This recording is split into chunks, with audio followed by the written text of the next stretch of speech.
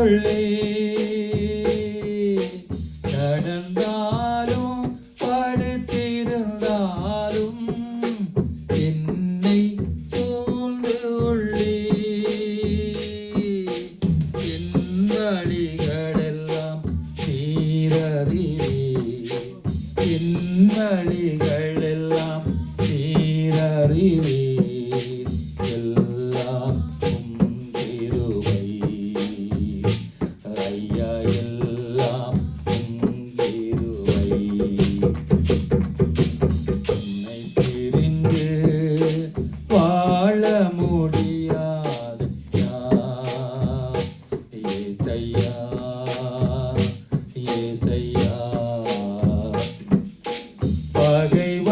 பகைவர்களாயிரம் பேசட்டுமே பயந்து போக மாட்டேன் பகைவர்களாயிரட்டுமே பயந்து போக மாட்டேன்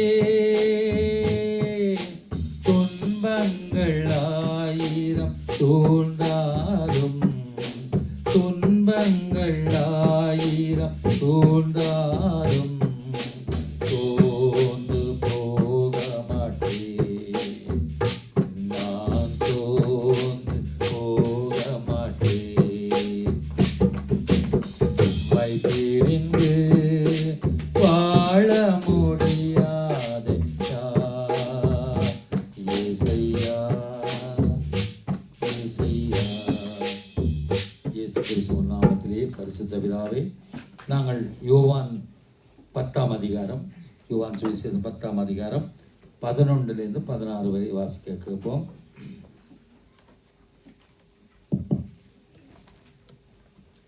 நானே நல்ல மேய்ப்பன்.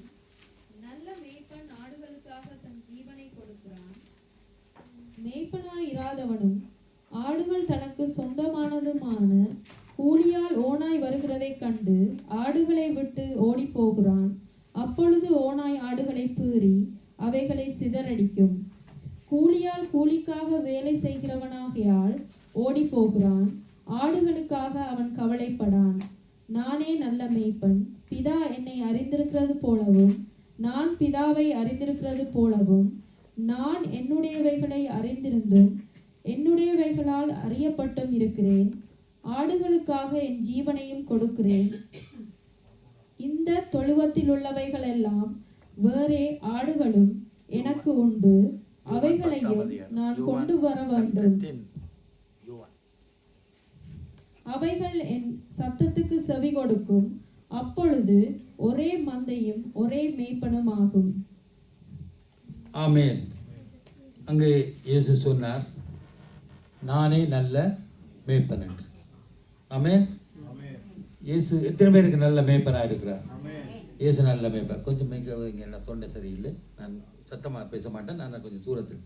அங்கே சொல்லப்படுகிறது, நல்ல மேய்ப்பன் தன் ஆடுகளுக்காக தன் ஜீவனை கொடுக்கிறார். யாரும் கொடுக்க முடியுமா? இல்லை, அவர் கொடுத்திருக்கார். சங்கீதம் 23:1 தாவீது சொல்லுகிறார், கர்த்தரின் மேய்ப்பராயிருக்கிறார், நான் தாழ்ச்சி அடையேன். இந்த சின்ன பிள்ளைகள் சண்டே ஸ்கூல் பிள்ளைகள் சொல்லும் பொழுது நான் சின்ன பிள்ளைகள் சங்கீதம் 23 ஈஸியாக சொல்கிறாண்டு. இந்த யோசுவா அழகாக சொல்லுவார், கர்த்தரின் மேய்ப்பராக இருக்க நான் தாழ்ச்சி அடையேன். அதில் எவ்வளவு அர்த்தங்கள் இருந்திருக்கு. கர்த்தர் உங்களோடு அவர் மேய்ப்பராக இருக்கட்டும், நாங்கள் யாருமே எந்த இதுலேயும் தாழ்ச்சி அடைவதில்லை. அல்லேலூயா, அடையேன் பாச அழகாக அந்த விளங்கப்படுத்தார். அப்போ நல்ல மேய்ப்பன் நம்மை நன்கு போஷித்து வழிநடத்தி காப்பாற்றி வருகிறார். இன்று வரைக்கும் காப்பாற்றி வருகிறார் அந்த இயேசு தான். அல்லேலூயா. சங்கீதம் 95:7 சொல்லுறது, அவர் நம்முடைய தேவன், நாம் அவர் மேய்ச்சல்கள் ஜனங்களும் அவர் கைக்குள்ளான ஆடுகளும் ஆமே. என்னமா? நம்முடைய தேவன், அவர் நம்முடைய தேவன், நாம் அவர் மேய்ச்சலின் ஜனங்களும் அவர் கைக்குள்ளான ஆடுகளும் ஆமே. சங்கீதம் 103 இதே மாதிரி தான். அவருடைய கைக்கு உள்ள நாங்கள் ஆடுகள், அவர் நல்ல மேய்ப்பருக்குள்ள நாங்கள் அவருக்கு அடங்கி இருக்கிற ஆடுகளாக இருக்கிறோம். இயேசு நல்ல மேய்ப்பர். அவருடைய கரத்திலிருந்து யார் நம்மை பிரிக்க பறித்து கொள்ள முடியாது. அது ஏனென்றால் அவர் அங்கே சொல்லியிருக்கார், நான் உன்னை உள்ளங்கையிலே மறைந்திருக்கிறேன், உன் மதில்கள் எப்பொழுதும் என் முன்னே இருக்கிறது. அப்போ அவர் மறைந்திருக்கிறார். நல்ல மேம்பட்ட கரத்திலே நாங்கள் இருக்கிறோம். அப்படிப்பட்ட முன்பு ஒரு காலத்தில் எங்கேயோ எப்படியோ வாழ்ந்து கொண்டு இருந்தோம், எல்லாருக்கும் தெரியும். ஆனால் இயேசு நம்மை தேடி கண்டுபிடித்தார். நீங்கள் என்னை தெரிந்து கொள்ளவில்லை, நான் உங்களை தெரிந்து கொண்டேன். அப்படி கண்டுபிடித்தார். அதனாலே நாம் பிழைத்து கொண்டோம். எங்களுக்காக தன் ஜீவனை சிலுவையிலே கொடுத்து மீட்டு கொண்ட நல்ல மேய்ப்பன். அல்லேலூயா. ஆனால் அந்த 10 சொல்லுது, யோவான் 10:10 என்ன சொல்லுதுண்டா? 10:10 யோவான் 10, திருடன் திருடவும் கொல்லவும் அழிக்கவும் வருகிறானே அன்றி வேறொன்றுக்கும் வரான். நானோ அவைகளுக்கு ஜீவன் உண்டாயிருக்கவும் அது பரிபூர்ணப்படுவவும் வந்தேன். அல்லேலூயா. திருடன், பொல்லாத பிசாசு எப்படி திருடன் திருடவும் கொல்லவும் அழிக்கவும் வருகிறாண்டி வேறொன்றுக்கும் வரான். நானோ அவைகளுக்கு ஜீவன் உண்டாயிருக்கும் அது பரிபூர்ணப்படவும் வந்தேன். இயேசு எதுக்காக வந்தார்? எங்களுக்காக தம்முடைய ஜீவனை கொடுத்து எங்களுக்கு நித்திய ஜீவனை கொடுக்கும்படியா. ஆகவே இயேசு நமக்கு நல்ல மேய்ப்பனாக இருக்கிறார். நாம் அவரின் ஆடுகள், யாரும் இல்லைன்னு சொல்லக்கூடியா. பாருங்க, சங்கீதம் 78, 70, 71 வாசிங்க. சங்கீதம்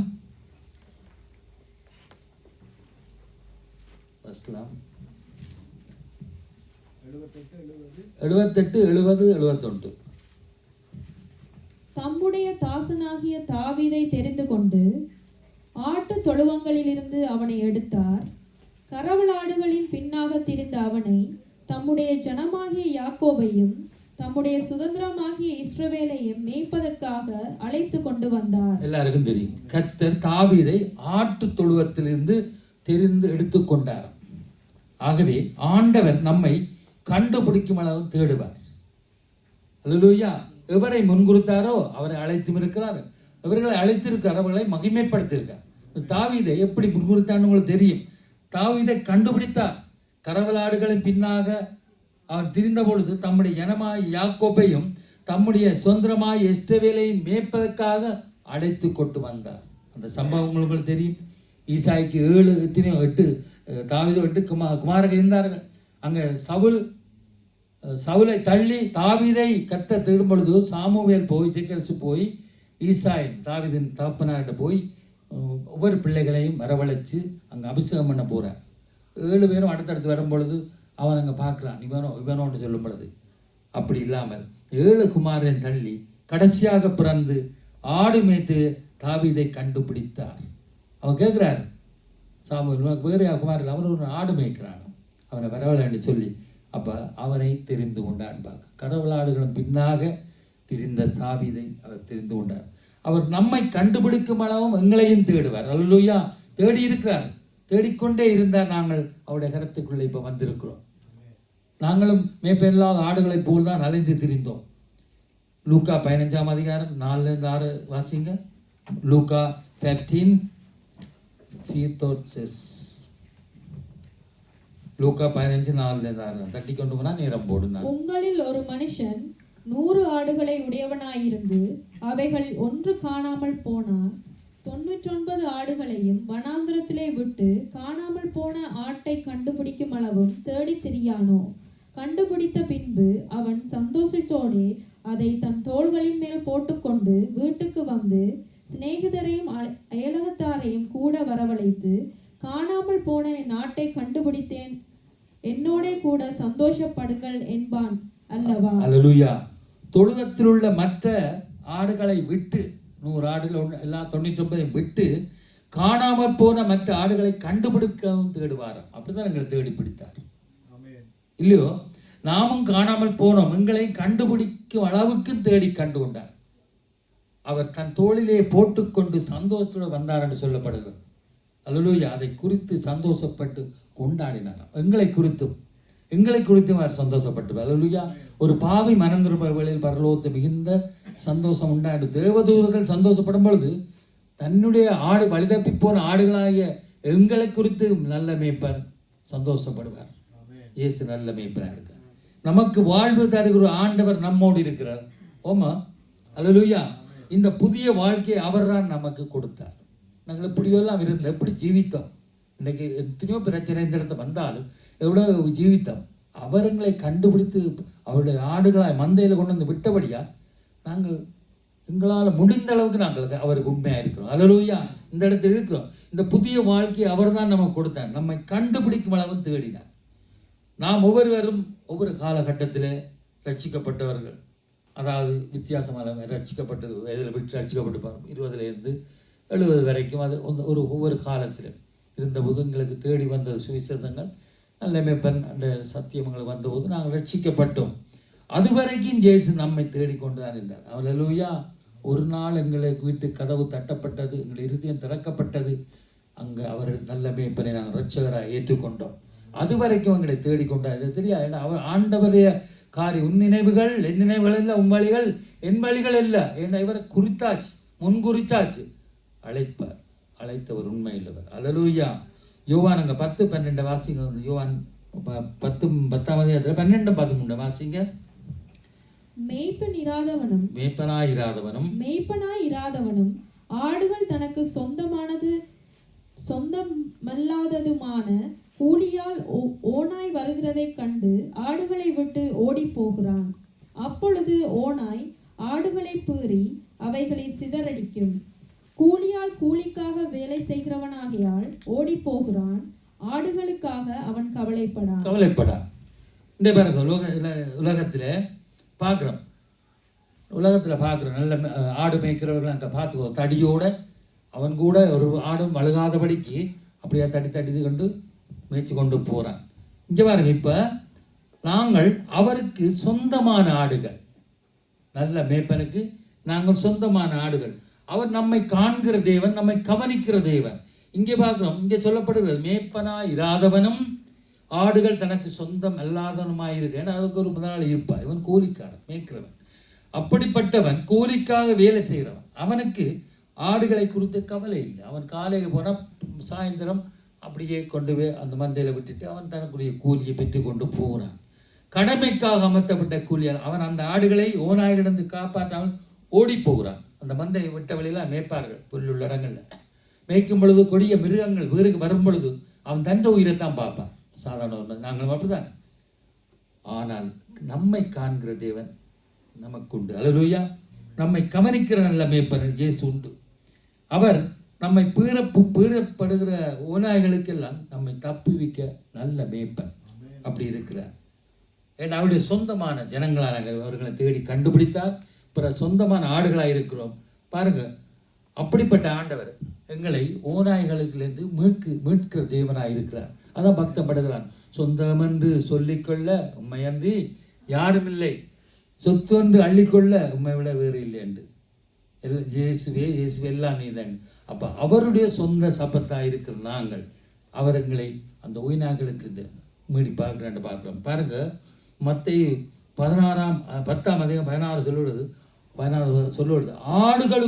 ஆடுகளை ஓநாய்களுக்குள்ளே அனுப்புறது போல இதோ நான் உங்களை அனுப்புகிறேன்.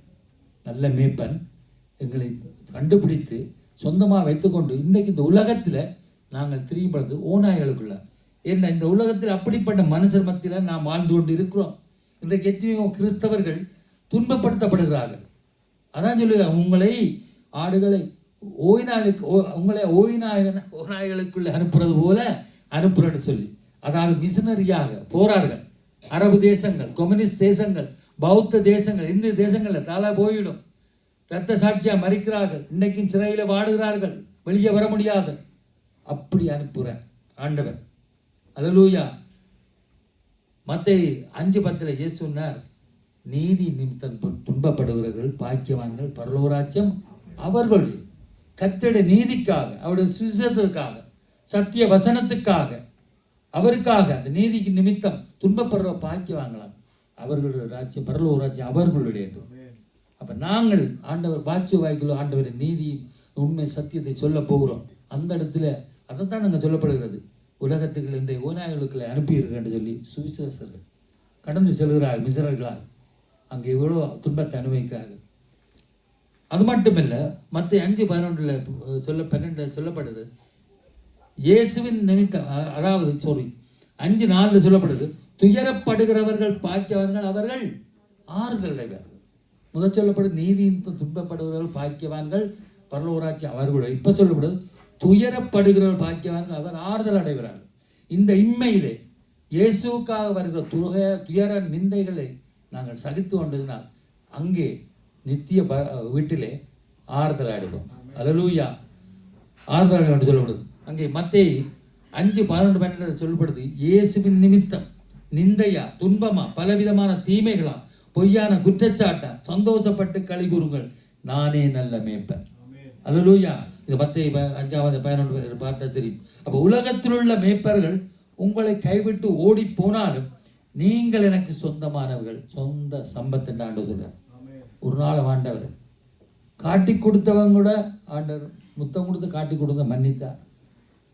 அங்கே கெத்செமனே தோட்டத்தில் அங்கே அவரை பிடிக்க வந்தவோடு சீசர் கூட இருந்தவர்கள் ஓடிப்போனார் வேதோடு. ஆனால் இவர் நம்மை விட்டு ஓடி போக மாட்டார். அல்லேலூயா. ஓய்நாளுக்குள்ளே உங்களை பீறிப்போடாது, நான் உங்களை காப்பேன் என்று இயேசு சொல்லுகிறார். மத்தேயு 10:16 அங்கே சொல்லப்படுகிறது, நாம் வினா உள்ளவர்களாகவும் கபடற்றவர்களாக இருக்க வேண்டுமா.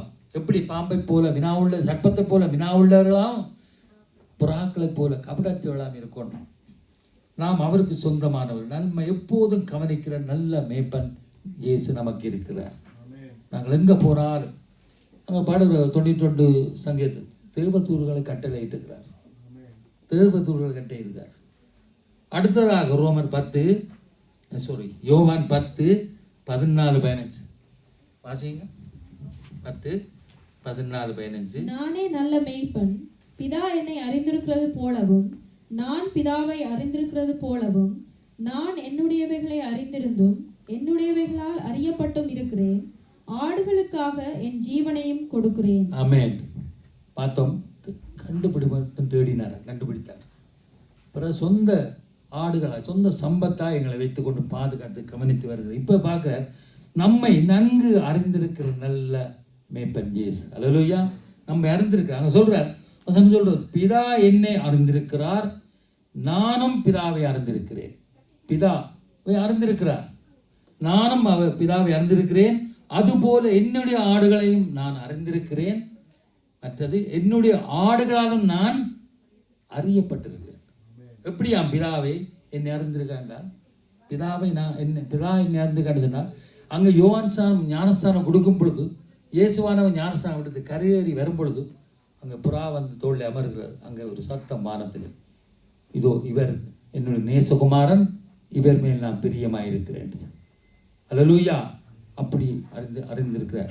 பிதாவை அவர் அறிந்திருக்க அப்படின்றது அவருடைய சித்தம் செய்யப்படியா. தேவனுடைய அங்கே பரலோகத்தில் பிதாவோட மடியில் செல்லப்பிள்ளையா இருந்தேன்னு சொல்லப்படுற நீதிமொழியில் இயேசு கிறிஸ்து தான் சொல்ல. அப்படி இருந்தவர் பிதாவோட சித்தம் செய்யப்படியா இங்கே வந்து 33 வருடங்கள் வாழ்ந்து 1 வருடங்கள் ஊழியங்களை செய்து அவர் பிதாவோட சித்தத்தை நிறைவேற்றி கடந்திருக்கு. அப்போ பிதா அறிந்திருக்கிறார், பிதாவை இவர் அறிந்திருக்க. அதுபோல என்னுடைய ஆடுகளை நான் அறிந்திருக்கேன். பவுல் சொல்கிறார், நான் விசுவாசிக்கிறவர் இன்னார் அறிந்திருக்கிறார், என்னுடைய வேளாலும் நான் அறியப்பட்டிருக்கேன்னு சொல்கிறேன். நாங்கள் சொல்ல முடியும் பவுலை போல, நாங்கள் விசுவாசிக்கிறவர் இன்னாரென்று அறிந்திருக்கிறோம். இயேசு எங்களை அறிந்திருக்கிறார், எங்களுடைய உள்ளந்திரியங்களை இருதயங்களை அறிந்திருக்கிறார். இந்த மகன் இந்த மகள் இருக்கிற வேதங்கள் துன்பங்கள் செய்கிற நற்கிரிகள் எல்லாத்தையும் அவர் அறிந்திருக்கிறார். அல்லேலூயா. அதனால் தான் என் நாடுகளுக்காக என் ஜீவனை கொடுக்கிறேன்னு சொன்னார். 11ஆம் வசனத்தில் பாருங்க, அவர் நல்ல மேய்ப்பன் தன் ஜீவனை கொடுக்கிறான் என்று சொல்றார். சொன்னவர் இப்போ என் நாடுகளுக்காக என் ஜீவனை கொடுக்கிறேன் என்று சொல்றார். அப்படி உபமையா சொன்னவர் அவர் தான் அந்த ஜீவனை கொடுக்க. நல்ல மேய்ப்பன் தன் ஜீவனை கொடுக்கிறான் என்று சொன்னவர் ஏசிப்ப என் நாடுகளுக்காக என் ஜீவனை நான் நல்ல கொடுக்கிறேன் என்று சொல்லியிருக்கேன். அப்போ இன்றைக்கு நாங்கள் எங்களுடைய ஜீவன் போய்விடும் என்று பயந்து கொண்டு தெரிகிறோம். அல்லேலூயா. ஆரம்பங்களில் இருந்த அந்த தேவனை குறித்த வைராக்கியம் சுவிசேஷத்துக்கண்டா வெளிக்கிடுவோம்.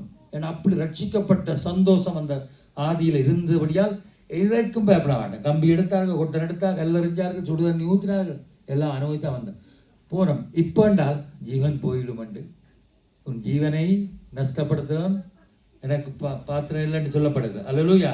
தன் சிலுவை எடுத்து விறக்கிடோன்னு சொல்லி அப்போ இப்போ நாங்கள் பயந்து போயிருக்கோங்க. ஆனால் ஆண்டவர் நமக்காக ஜீவனை கொடுத்தாருன்னு. ஐயோ போனால் என்ன நடக்கும், இயேசுவை பற்றி சொன்னால் என்ன நடக்கும், அடி விழுமோ கொளுத்துவாங்களோ, ஏன்னா அப்படி தான் உலகத்தில் நாங்கள் பார்க்குறோம். இன்றைக்கு ஓய்நாய்களுக்குள்ளே அனுப்பினான்னு சொல்லி எத்தனையோ ரத்த சாட்சியாக மறுத்திருக்கார். நாங்கள் கண்ணால் கண்டிருக்கோம் அந்த நவீன உலகத்தில். அவர் நல்ல மேய்ப்பன் இயேசு நம்மை அறிந்திருக்கிறார்.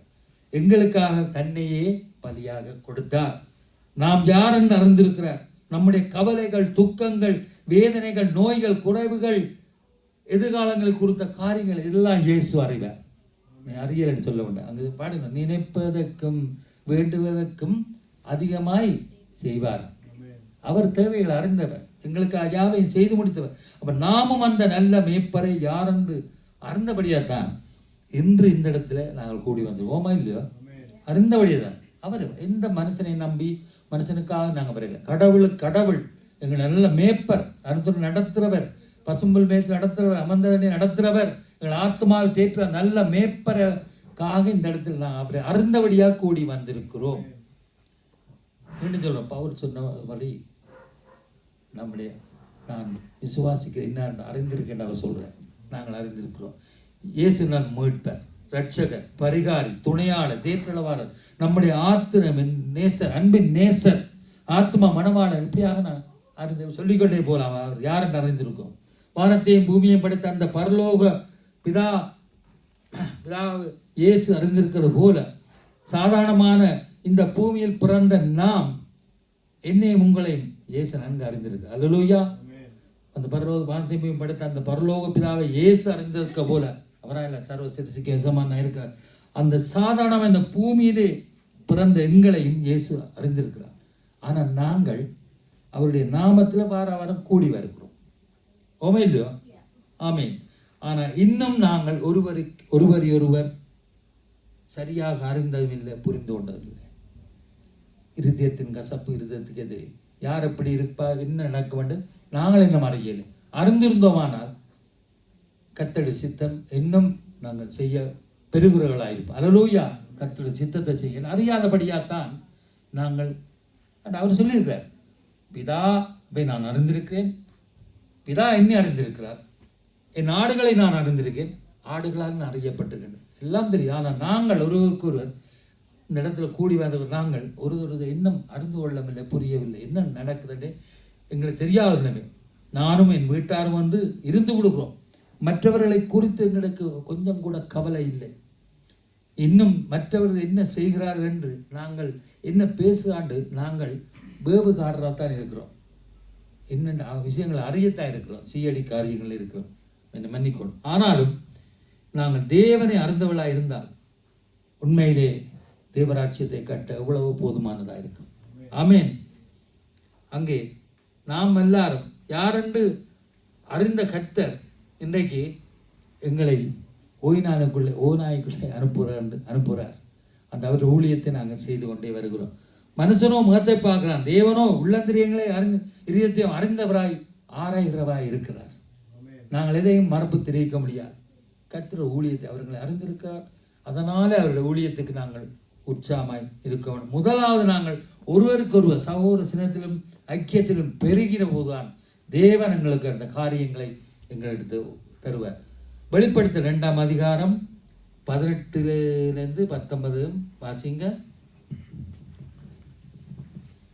தியத்திரா சபையின் தூதனுக்கு நீ எழுத வேண்டியது என்னவெனில், அக்கினி ஜுவாலைகளை போன்ற கண்களும் பிரகாசமான வெண்கலம் போன்ற பாதங்களும் உள்ள தேவகுமாரன் சொல்லுகிறதாவது, உன் கிரியைகளையும் உன் அன்பையும் உன் ஊழியத்தையும் உன் விசுவாசத்தையும் உன் பொறுமையையும் நீ முன்பு செய்த கிரியைகளிலும் பின்பு செய்த கிரியைகள் அதிகமாய் இருக்கிறதையும் அறிந்திருக்கிறேன். ஆகிலும் உன் பேரில் எனக்கு குறைவுண்டு. என்னவெனில், தன்னை தீர்க்கதரிசி என்று சொல்லுகிற எசபேல் என்னும் ஸ்திரீயானவள் என்னுடைய ஊழியக்காரர் வேசித்தனம் பண்ணவும் விக்கிரகங்களுக்கு படைத்தவர்களை புசிக்கவும் அவர்களுக்கு போதித்து அவர்களை வஞ்சிக்கும்படி நீ அவளுக்கு இடம் கொடுக்கிறாய். அவள் மனம் திரும்பும்படியாய் அவளுக்கு தவணை கொடுத்தேன். தன் வேசித்தன மார்க்கத்தை விட்டு மனம் திரும்ப அவளுக்கு விருப்பம் இல்லை. போதும். இப்போ 2ஆம் அதிகாரம் 23 பகுதியை வாசிங்க. அன்றியும் உங்களில் ஒவ்வொருவனுக்கும் உங்கள் கிரியைகளின் படியே பலன் அளிப்பேன், பங்களிப்பேன். அல்லேலூயா. அங்கே வாய்ச்சம் பாருங்கோ, உன் கிரியைகளையும் உன் அன்பையும் உன் ஊழியத்தையும் உன் விசுவாசத்தையும் உன் பொறுமையையும் நீ முன்பு செய்த கிரியைகளை விட இப்ப செய்கிற கிரியைகளையும் அதிகம் என்று நான் அறிந்திருக்கிறேன். அல்லேலூயா. பேசியிருக்கிற பாருங்க, அந்த சபைக்கு வேற ரெண்டாவது எபேசு சபைக்கு சொல்லுகிறார் என்னது, உன் கிரியைகளையும் உன் பிரியாசத்தையும் உன் பொறுமையின் நீ பொல்லாதலை சலிக்கக்கூடாது இருக்கிறதை அற்புதலாக இருக்கு அப்படின்னு சொல்லி போட்டுதான் அங்கே சொல்லுகிறார். ஊழியத்தையும் உன் விசுவாசத்தையும் உன் பொறுமையையும் நீ முன்பு செய்த கிரியைகளை விட இப்போ செய்த கிரிகளை இன்னும் அதிகமாக இருக்குன்னு அறிந்துக்க. அப்போ நாங்கள் எங்களை கர்த்தர் அறிந்திருக்கிறபடியா ஒருவருக்கொருவர் அறிந்து புரிந்து கொண்டு இன்னும் நாங்கள் இன்னும் அதிகமாய் செய்ய வேணும். மனுஷன் நம்மை அறிந்து கொள்ள தவறி போனாலும் கர்த்தர் நம்மை நன்கு அறிந்திருக்கிறார். நம்மை அறிந்திருக்கிற நல்ல மேய்ப்பன் இயேசு. அல்லேலூயா. ஏசாயா 40:11 அங்கே சொல்லப்படுது, அந்த மேய்ப்பனை போல தமது மந்தையை மேய்ப்பாராம். மேய்ப்பனை போல அந்த மந்தையை சபையை மேய்ப்பாராம். எப்படியாம்? ஒரு அருமையான காரியம்.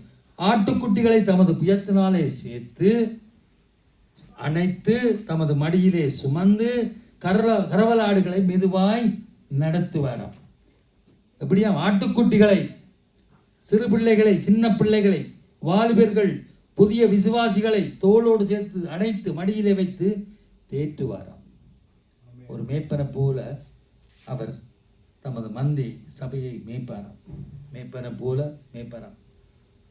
ஆட்டுக்குட்டியை சேர்த்து தமது மடியில் இருக்கிற கரவலாடுகளை மெதுவாக நடத்துவார். ஆட்டுக்குட்டின்னா சின்ன பிள்ளை, வாழை பிள்ளை, புதிய ஆத்மாக்கள். கரவலாடுகள் என்று சொன்னால் உங்களுக்கு தெரியும், ஒரு ஆடு குட்டி என்றால் பால் கொடுக்குற ஆடு, அதை வேகமாக போகும்படி அவன் மேய்ப்பை நடத்த மாட்டேன். ஆறுதலாக அது எவ்வளோ வேகத்தில் போதும் அதும்படி நடத்துவேன். ஆடுகள்னு சொல்ல போகிறான். மனப்பாரங்கள், சுமைகள், போராட்டங்கள், சோர்ந்து போய் நடக்க முடியாத ஜனங்களை மெதுவாக நடத்த ஆண்டவர் சமூகத்தில் இந்த மந்தைக்கு ஏன் வருகிறார்கள்? வேதனை, துன்பங்கள், மன போராட்டங்கள், பாரங்கள், சுமைகள், எப்படியாகும் என்னுடைய எதிர்காலம், என்னுடைய வியாதியால் நான் என்ன செய்ய, எனக்கு என்ன நடக்கும், என்னுடைய பொருளாதார காரியங்கள், என்னுடைய பிள்ளைகள் சந்தையுடைய காரியங்கள், வேதனைகள், போராட்டங்களோடு, மனப்பாரங்களோடு, சுமைகளோடு சோர்ந்து போய் வருவார்கள். ஆண்டவர் இன்னைக்கு என்னோடு பேசுவார், என்னை தேற்றுவார். எனக்கு என்னுடைய காரியமாய் நான் அவருக்கு முறையிடும் பொழுது எனக்கு எல்லாவற்றையும் பாக்கி செய்ய வேண்டும் வருவார்கள். அப்படிப்பட்டவர்களை மெதுவாக நடத்துவாராம். நல்ல மேய்ப்பன் கடிந்து கொள்ள மாட்டார். தன்னுடைய அன்பை ஊற்றி தம்முடைய வார்த்தையால் போஷித்து தம்முடைய பரிசுத்தாவியை ஊற்றி பலப்படுத்துவார்.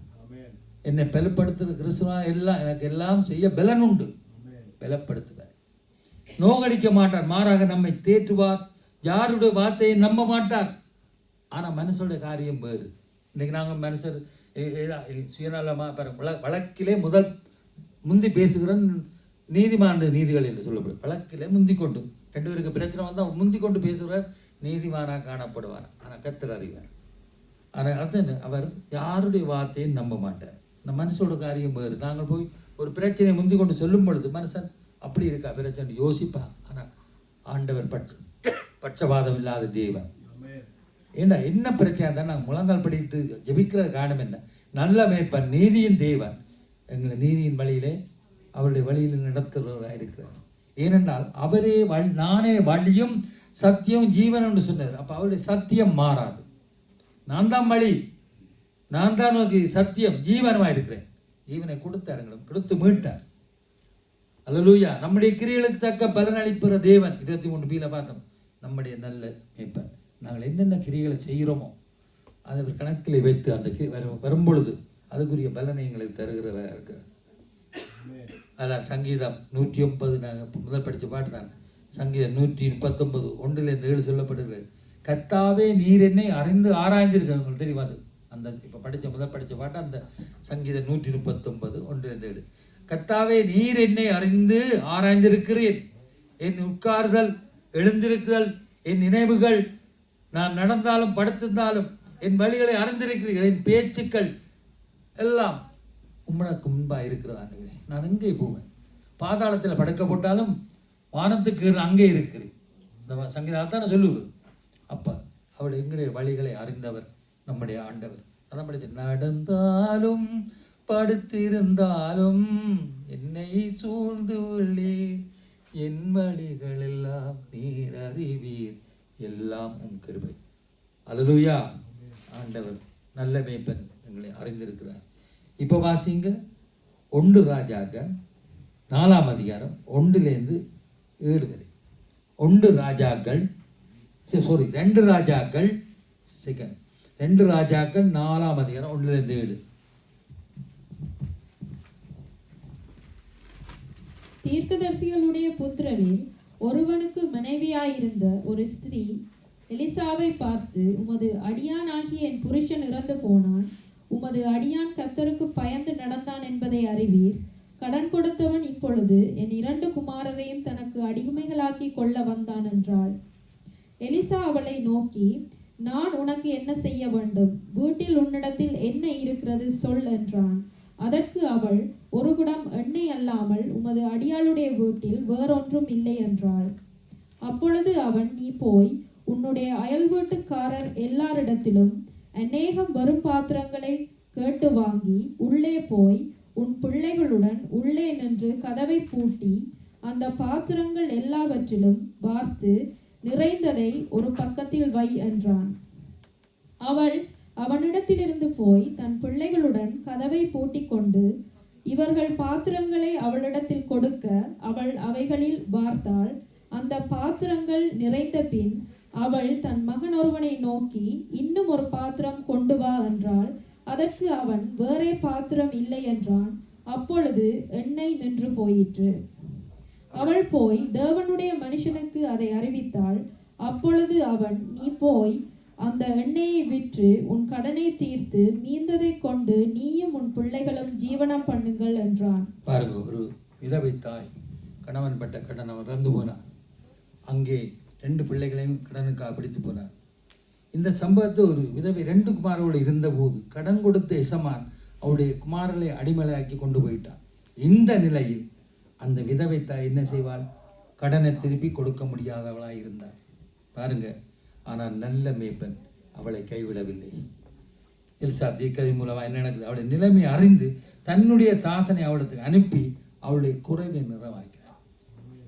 இயேசு நல்ல மேய்ப்பன். இதில் பார்க்குறோம், நம்மை பராமரிக்கிற நல்ல மேய்ப்பன். அல்லேலூயா. நம்மை பராமரிப்பார். இன்றைக்கு என்ன ஒன்றுமே இல்லையே ஒருமையாக இருக்கிறது, நாளைக்கு என்ன செய்ய போகிறேன் என்று சொல்லுவோம். பாருங்க, அங்கே எண்ணெய் ஒரு கொஞ்சம் எண்ணெய் வந்து அந்த அறையை போட்டு நிரப்புற போலையிலும் அந்த இன்னும் மிச்ச எண்ணெய் விடுறதுக்கு அங்கே பாத்திரம் இல்லை. ஆண்டவர் ஆசீர்வாதத்தை அப்படித்தான் இடங்கள்லாம் போக வேண்டும், ஆசீர்வதிக்கிறார். சம்பவத்தை பார்ப்போமானால் இல்லாததை இருக்கிறது போல அழைக்கிற தேவன் நம் தேவன். இல்லாததை இருக்கிறது போல நம்மிடத்தில் இருக்கிறதை கொடுக்கும்போது அதை வைத்தே நம்மை போஷித்து பெருக செய்வார். போஷித்தார். நாங்கள் ஒன்றும் இல்லை, கவலைப்படுத்த எங்களுக்கு என்ன இருக்கோ நேரத்தை கொடுங்க. உங்களுடையதை இருக்கிறதை உங்களுடையதை கொடுங்கள்.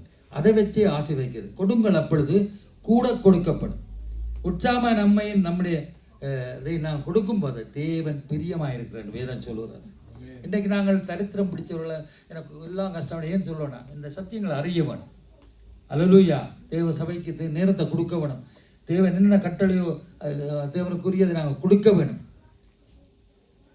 எனக்கு உதவி செய்ய ஒருவரும் இல்லை என்று ஏங்குகிற யாராக இருந்தாலும் சரி, இதோ உங்களை பராமரிக்கிற நல்ல மேய்ப்பன் இயேசு இருக்கிறார்.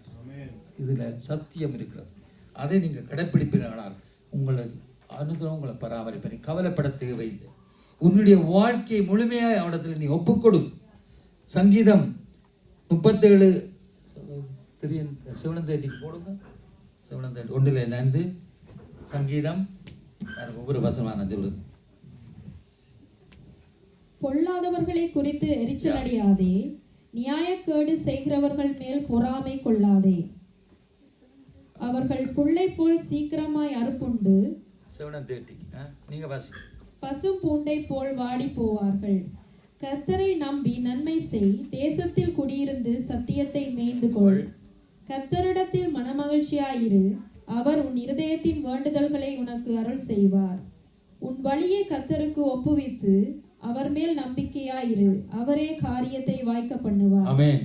பாருங்க, இந்த விதவை கடன் கொடுத்தவன் அட்டுமே பிள்ளைகளை பிடித்து கொண்டு போட்டான். அதனால தான் தேவன் இல்லாத இருக்கிற தேவன். இந்த சங்கீதத்தின்படி அந்த பொல்லாதவர்களை தீமை செய்கிறார்கள், அவர்கள் நியாயக்கேடு செய்கிறார்கள். அதனால அவர்கள் மேலே பொறாமை கொள்ளாதே. எரிச்சல் அடையாதே, நீ அமைதலாயிரு, அவர்கள் உன் கண்முனையே காணாமல் போய்விடுவார். ஆண்டவர் சொன்னார், உன்னை தொடுகிறவன் என் கண்மணியை தொடுகிறான் சொல்லுகிறார். நீ கர்த்தரை நம்பி என்னவாம் நன்மை செய், சத்தியத்தை அறிந்து கொள், நீ கர்த்தரிடத்தில் மனமாழ்ச்சியாயிரு, உன் வழியை கர்த்தருக்கு ஒப்புவி, நீ கர்த்தர் மேல் நம்பிக்கையாயிரு. அநேக வசனங்களுக்கு அவர் உன் இருதயத்தின் வேண்டுகளை உனக்கு அருள் செய்வார். நான் முன்னுக்கு ஒரு மிகுந்த வைக்க, நீ இப்படி நட, எப்படி நன்மை செய், சோந்துவார், செய்கிற நன்மையை செய்தொன்று, சத்தியத்தை அறிந்து கொள், மனமகிழ்ச்சியாயிரு, வழியை கர்த்தருக்கு உன்னுடைய வழி போக்குவரத்தில் எல்லாத்தையும் உன்னுடைய நினைவுகள் எல்லாத்தையும் ஒப்புக்கொடு, அவர் மேல் நம்பிக்கையாயிரு, அப்பொழுது அவர் உன் இதயத்தின் வேண்டுதல்களை உனக்கு அருள் செய்வார், கர்த்தரே உன் காரியத்தை வாக்கிய பண்ணுவார், யாரும் இல்லை.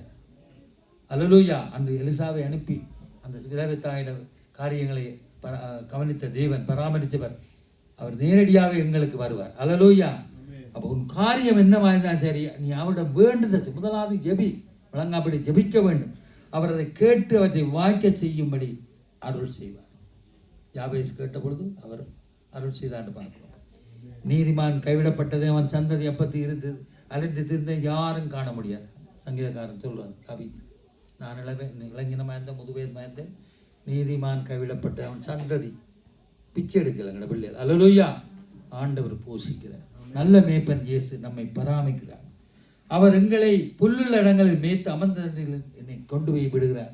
என் சத்துருக்களுக்கு முன்பாக ஒரு பந்தியை ஆயத்தப்படுத்தி என் தலையை எண்ணெயினாலே அபிஷேகம் பண்ணுகிறார். சங்கீதம் உங்களுக்கு தெரியும். அப்படியா? அதனால் என் பாத்திரம் நிரம்பி வழிகிறது என்று சொல்லப்படுகிறது. அல்லேலூயா.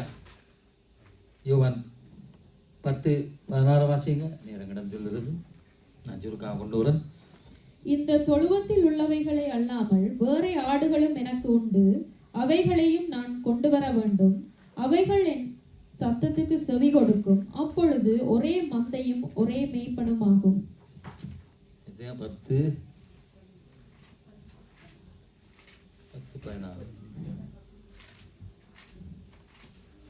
சரி மன்னிக்கோ.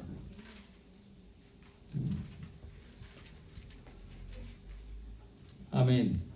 அங்கே பார்க்குறோம், இந்த தொழுவத்தில் உள்ள வேலை அல்லாமல் வேறு ஆடுகளும் எனக்கு உண்டு, அவைகள் நான் கொண்டு வர வேண்டும், அவைகளின் சத்தத்துக்கு செவி கொடுக்கும், அப்பொழுது ஒரே மந்தையும் ஒரே மேய்ப்பனுமாக இருக்க வேண்டியது.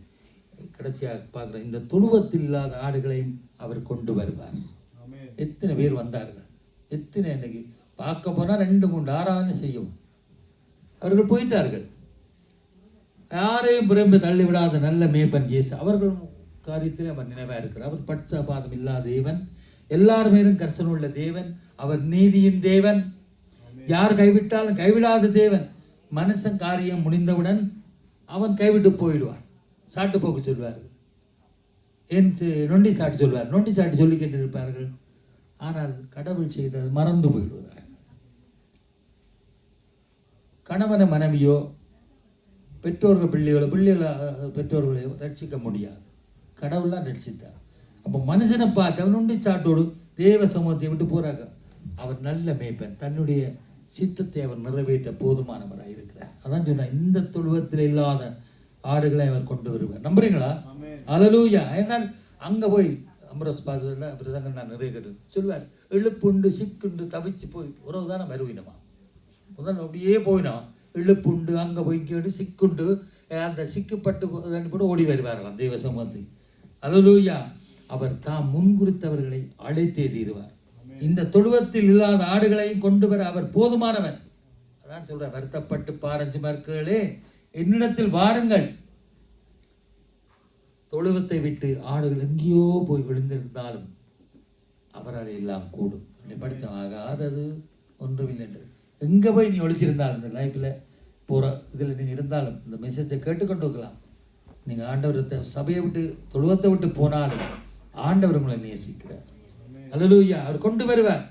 அவர்களுக்காக பிதாவிடத்தில் பரிந்து பேசுகிறார். யோவான் 17ஆம் அதிகாரத்தை பார்த்து பாருங்க. அவர் எங்களுக்கு குறித்து இந்த பிதாவை குறித்த தினம் குறித்து அந்த காரியங்கள் இருக்கிறார். அவர் தம்முடைய ஜனங்களோடு எப்பொழுதும் பேசிக்கொண்டே இருப்பார். என் நாடுகள் நான் கொண்டு வர வேண்டும், அவைகளின் சத்தத்தை செவி கொடுக்க வேண்டும். நாம் தேவ சத்தத்துக்கு செவி கொடுக்க வேண்டும். ஏனென்றால் நாம் அவரின் மந்தையின் ஆடுகளாக இருக்கிறோம். நல்ல மேய்ப்பன் தன் ஆடுகளை குறித்து பரிதவிக்கிறார். என்னை விட்டு தூரமாக போகிறது, மாயை பின்பற்றி போகிறது, என்னிட அநியாயத்தை கண்டார்கள். ஜீவனுள்ள வெடிப்புள்ள தொட்டிகளை ஜீவ ஊற்றாக என்னை விட்டு விட்டார்கள். வெடிப்புள்ள தொட்டிகளை அவர்கள் விட்டார்கள். எவ்வளோதான் நீங்கள் வெட்டி தண்ணி ஊற்றினால் அங்கே போயிடும் வெடிப்புள்ள தொட்டி. அவர் கத்தெடுத்து என்பதான் நிறைவு, அபிஷேகம். அல்லேலூயா.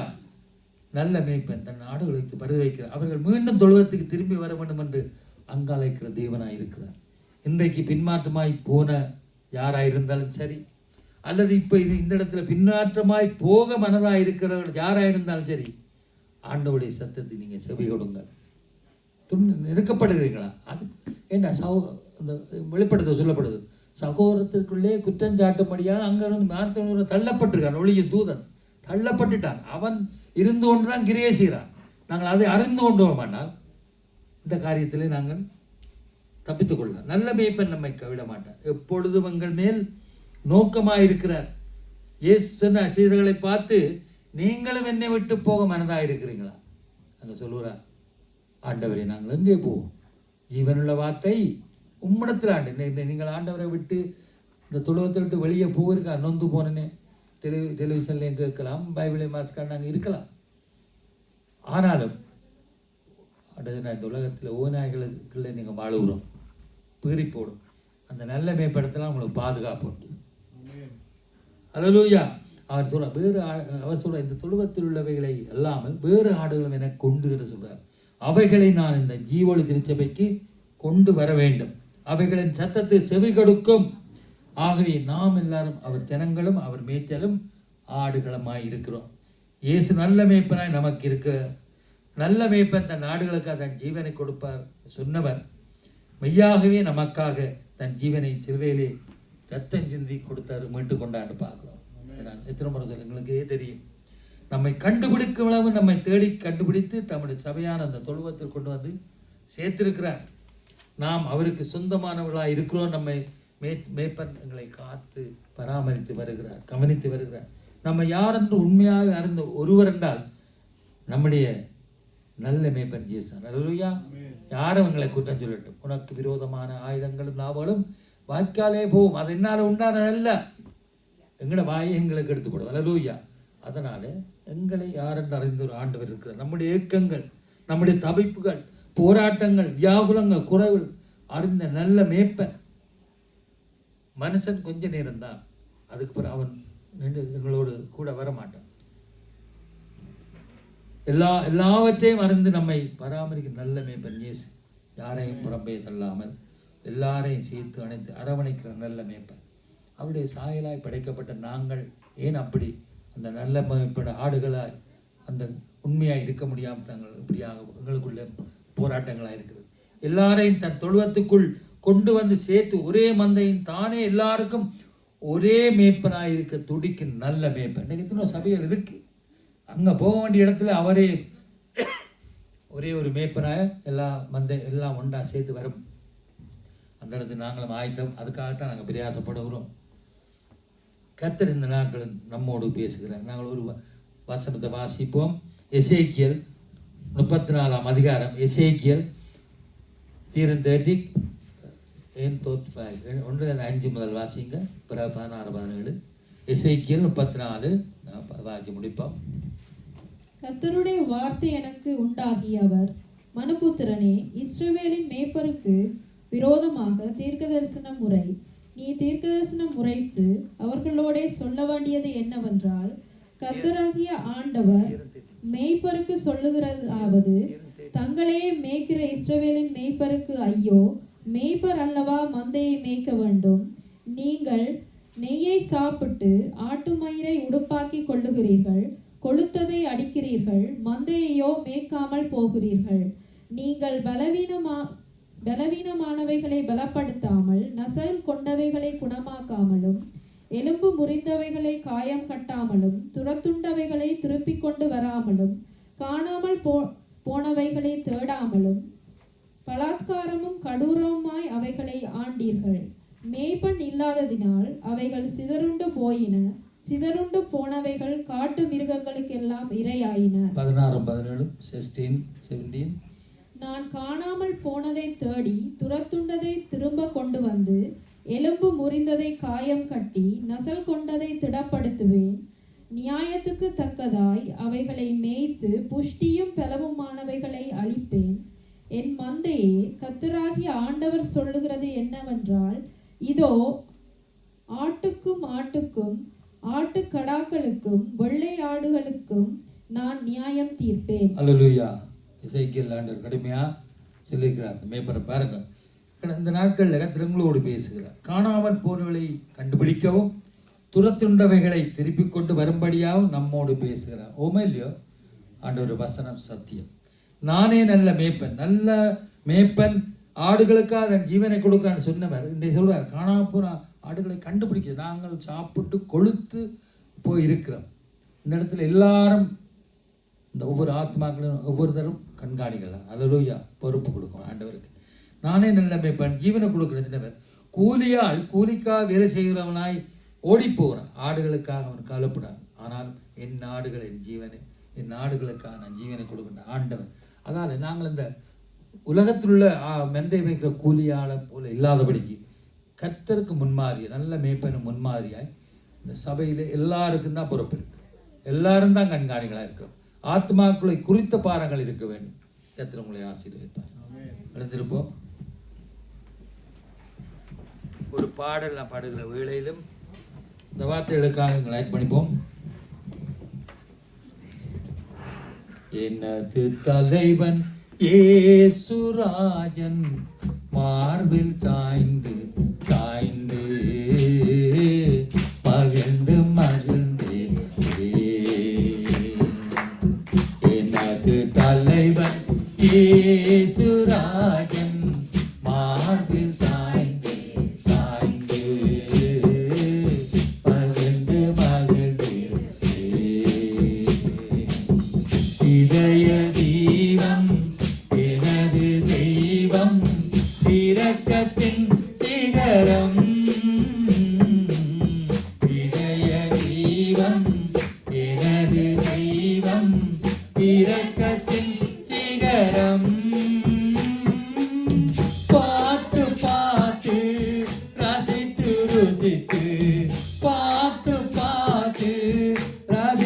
ருசித்து பரவசம் அடைவே.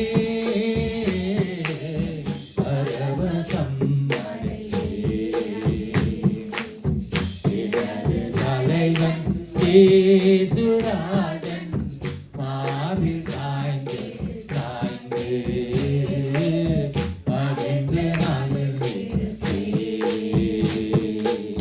நல்ல மேய்ப்பன் குரலை கேட்பேன், நாடும் பின் தொடர்வேன். நல்ல மேய்ப்பன் குரலை கேட்பேன், நாடும் பின் தொடர்வேன். தோளில் அமர்ந்து கவலை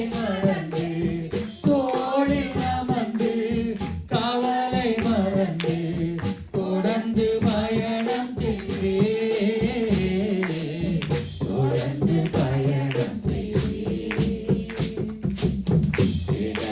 தலைவன் இயேசுராஜன் மார்பில் சாய்ந்து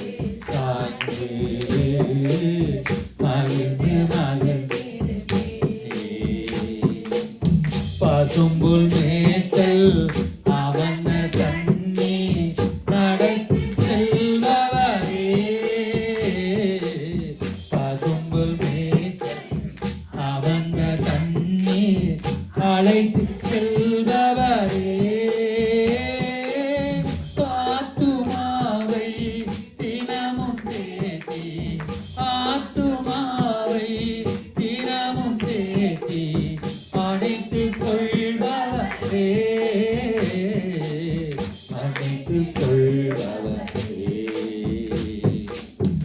எனக்கு தலைவன் இயேசுராஜன் மார்பில் சாய்ந்து மகிழ்ந்து எல்லாரும் ஒப்பு கொடுத்து ஜெயிப்போம். ஆண்டவரே, இந்த வார்த்தைகளுக்காக நல்ல மேய்ப்பர், கத்தரை மேய்ப்பராயிருக்க நான் தாழ்ச்சி அடைய, ஆண்டவரே எங்களை கண்டுபிடிக்கும் அளவு தேடுகிற நல்ல மேய்ப்பராக இருக்க